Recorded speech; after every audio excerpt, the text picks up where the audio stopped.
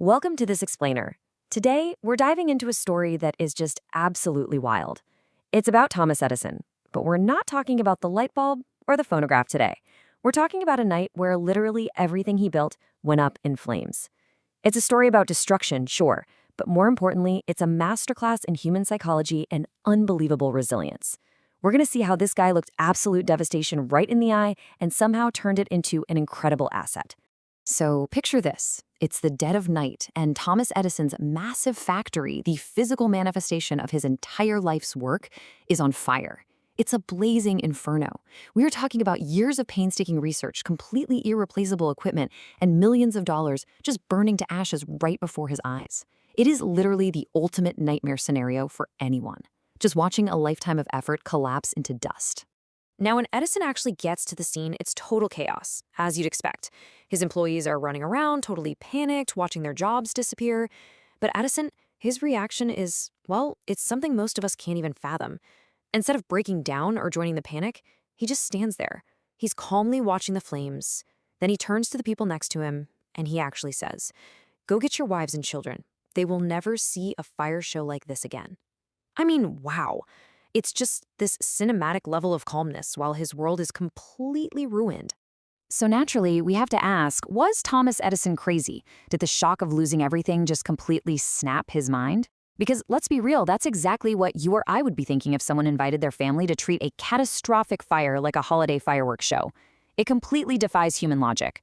We expect screaming, crying, or at least someone trying to save a box of notes. But no, he's just observing. So what on earth was going on in his head? Well, the short answer is no. He definitely wasn't crazy. Actually, he was operating with incredible mental clarity. You see, Edison deeply understood a psychological concept called the illusion of control. He knew with absolute 100% certainty that panicking wouldn't change reality. The damage was already done, the fire was raging, and stopping it was completely out of his hands. So many of us get trapped in this agonizing false belief that crying over something will somehow reverse it. But Edison, he just completely bypassed that illusion. And that brings us to the exact mental framework he used. In any crisis, you've basically got two forces at play. First, there's the uncontrollable stuff, the fire, the external event itself. And second, there's the controllable stuff, our reaction to it. Highly resilient people are just absolute masters at separating those two things. In that chaotic moment, feeling the heat on his face, Edison realized the only thing he could control was his own mind. He couldn't control the flames, but he could definitely control Thomas Edison. So what did he do? He didn't just stand there forever. He immediately pivoted to a game plan. Step 1, accept reality. The factory is gone, period. No dwelling, no what-ifs.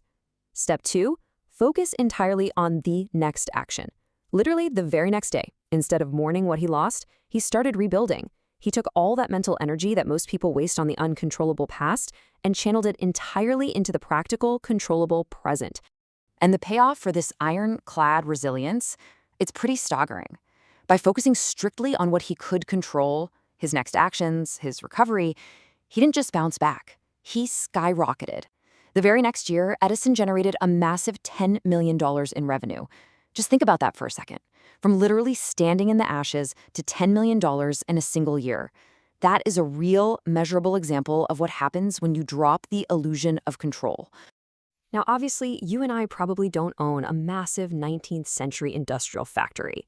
But this mindset, it applies to us every single day. We all face our own versions of that fire.